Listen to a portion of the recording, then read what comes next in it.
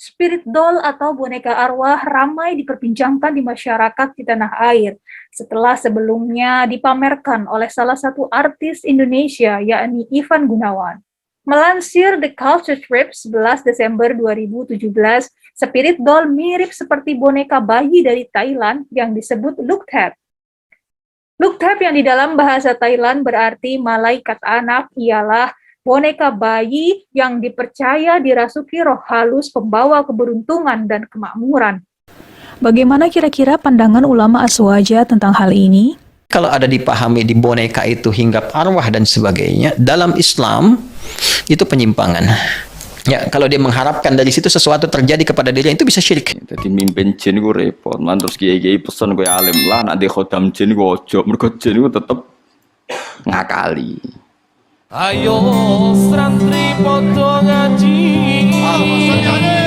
Para sedulur sedanten, sebelum kita mulai, jangan lupa subscribe-nya ya. Spirit doll atau boneka arwah ramai diperbincangkan di masyarakat di tanah air setelah sebelumnya dipamerkan oleh salah satu artis Indonesia, yakni Ivan Gunawan. Sejumlah artis lain juga diketahui mengadopsi spirit doll seperti ini. Sebut saja Celine Evangelista, Soimah, Roy Kiyoshi, dan lain sebagainya. Spirit doll sendiri adalah boneka yang menyerupai bayi dan diperlakukan layaknya seperti manusia dan anak sendiri, yaitu diberi makan, diberi pakaian, dan dirawat setiap hari. Melansir The Culture Trip 11 Desember 2017, Spirit doll mirip seperti boneka bayi dari Thailand yang disebut Luk Thep. Luk Thep yang di dalam bahasa Thailand berarti malaikat anak ialah boneka bayi yang dipercaya dirasuki roh halus pembawa keberuntungan dan kemakmuran. Luk Thep sendiri diketahui sebagai penjual boneka dan mengaku sebagai ahli ritual Hindu. Ia mengklaim bahwa boneka memiliki kekuatan super dan dapat mendatangkan rezeki, membawa keberuntungan, dan dimudahkan dalam segala urusan. Dan boneka model itulah yang sekarang sedang menjadi tren di Indonesia. Astagfirullahaladzim. Lalu, bagaimana kira-kira kita sebagai Muslim menghadapi fenomena seperti ini? Untuk menemukan jawabannya, mari kita simak bersama kajian yang akan disampaikan oleh Ustadz Adi Hidayat berikut. Kalau ada dipahami di boneka itu hinggap arwah dan sebagainya, dalam Islam itu penyimpangan. Ya, artinya menyimpang dari ketentuan-ketentuan Islam. Islam tidak memahami demikian. Yang ada boleh jadi jin, ya, jin yang dipaksakan untuk hadir dalam boneka itu, yang dipahami kemudian sebagai arwah yang hinggap di dalamnya. Jadi kalau ada orang memelihara kemudian boneka, istilah sekarang diadopsi dengan pemahaman ada arwahnya, diberikan kemudian kelengkapan seperti manusia, dipakaikan sesuatu dan sebagainya, diperlakukan seperti manusia, itu sama dengan memperlakukan atau merawat jin di dalamnya. Jelas ya? Yes, sir. Nah, itu penyimpangan, menyimpang dari ketentuan-ketentuan Islam, karena Islam tidak memahami arwah masuk ke dalam boneka dan seterusnya. Bahkan kalau diteruskan, ya, diteruskan menjadi perkongsian di dalamnya, ya kan? Minta sesuatu dengan harapan ada ini, ada harapan kebahagiaan, ada harapan misalnya yang meningkat lagi pengen sukses jadi pesugihan, atau enggak pesugihan tapi dengan harapan mendatangkan kebahagiaan ini dan itu, kan ada komitmen itu, komitmennya kan ngasih sesuatu, dirawat di ini, nah, itu bisa jatuh ke syirik nanti. Ya, kalau dia mengharapkan dari situ sesuatu terjadi kepada dirinya, itu bisa syirik. Ya, karena itu dan tingkat tertingginya nanti, ya, syirik yang paling rendahnya pembuatnya saja itu diancam itu dalam hadis Nabi sallallahu alaihi wasallam itu. Ya, ketika dia pulang kepada Allah, kembali ke akhirat dalam hisab dia itu ngeri sekali lah. Ya, sampai bahasa hadisnya mengatakan waman azlam, siapa orang paling zalim, ya, yang dia mencipta sesuatu seakan-akan dipahami seperti seperti Allah menciptakan makhluk. Ya, itu kan boneka itu bukan makhluk hidup. Ya, itu orang-orang yang membuat seperti itu yang sengaja disiapkan bukan untuk kemainan anak-anak kecil, ya. Dalam arti yang ditujukan seperti tadi tuh, boneka arwah dan sebagainya karena ingin mengharapkan sesuatu dan seterusnya. Itu hisab orang pembuatnya, itu pembuatnya saja. Itu hisabnya berat di hadapan Allah. Ya. Apa di antara hisabnya? Langsung diperintahkan oleh Allah, tiupkan roh tuh ke situ. Ya, seperti engkau pernah pasarkan, pernah viralkan. Ya, hati-hati tuh yang menjual, itu awas tuh. Yang membuat, yang menjual, yang mempromosikan, hati-hati. Itu kena ancaman ketat dalam hadis itu. Dan hadisnya sahih. Ya, itu orang disebut orang paling zalim karena membuat sesuatu seakan-akan seperti ciptaan Allah. Itu akan langsung oleh Allah dimintai pertanggungjawaban. Teman-teman, jadi jelaslah apa yang disampaikan oleh Ustadz Adi Hidayat bahwa fenomena spirit doll sangat bertentangan dengan akidah Islam. Mempercayai spirit doll sebagai pembawa ketenangan, memperlancar rezeki, memberikan keberuntungan, dan lain-lain sebagainya dapat merusak tauhid seseorang. Karena di dalam ajaran tauhid, seorang muslim hanya mempercayai bahwa tidak ada pencipta kecuali Allah Subhanahu wa taala.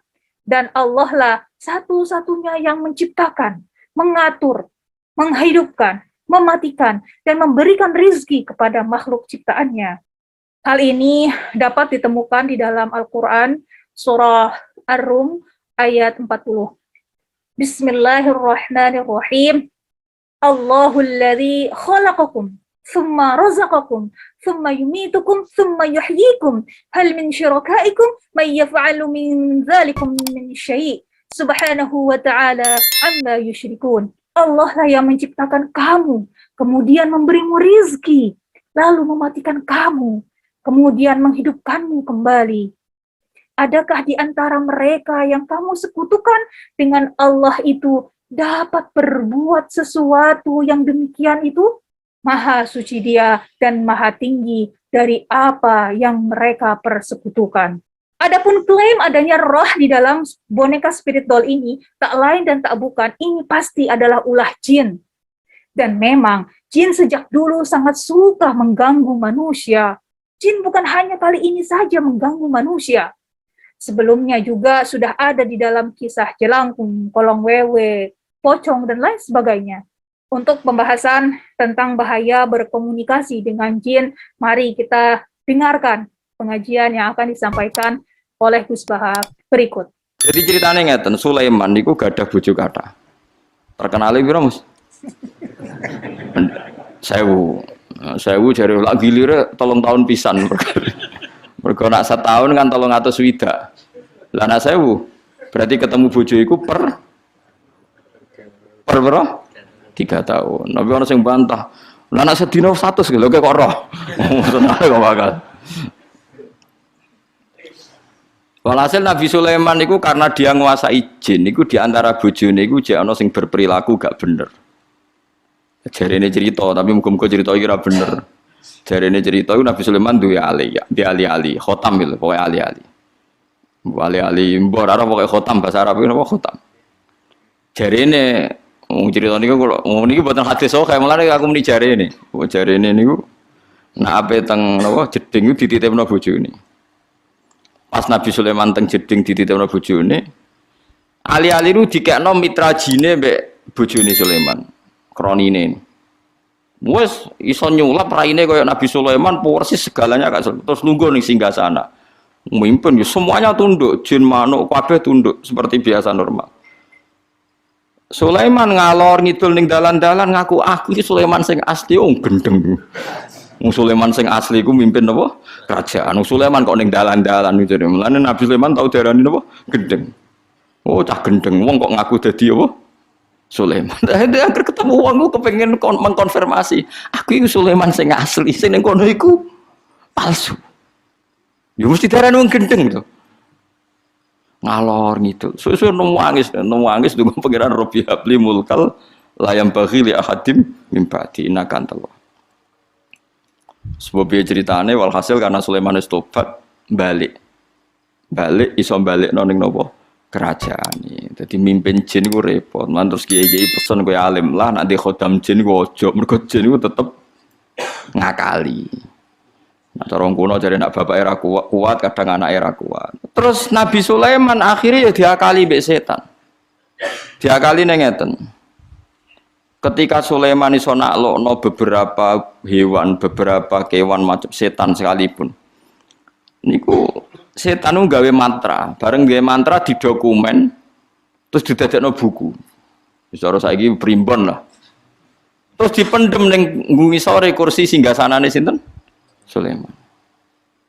Ya semua dipendem ngono, setan wis pinter. Wis sekolah ning ndi ra ora pokoke pinter.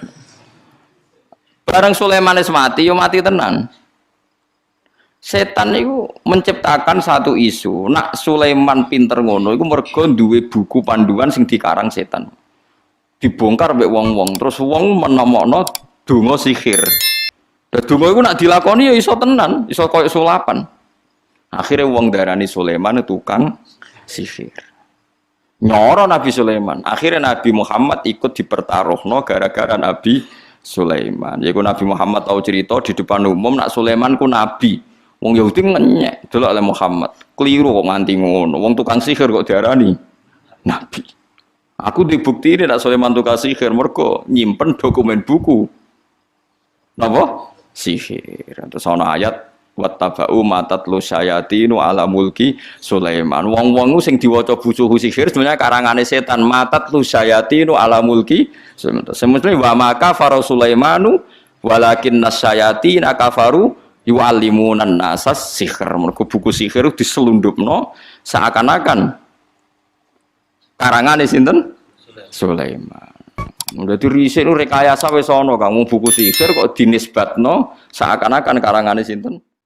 Teman-teman, sudah amat terang apa yang disampaikan oleh Gus Baha, bahwa berkomunikasi dengan jin, apapun bentuknya adalah bahaya. Jangankan kita manusia biasa, Nabi Sulaiman saja yang merupakan Rasul dan Nabiullah selalu dicoba untuk diperdaya oleh jin.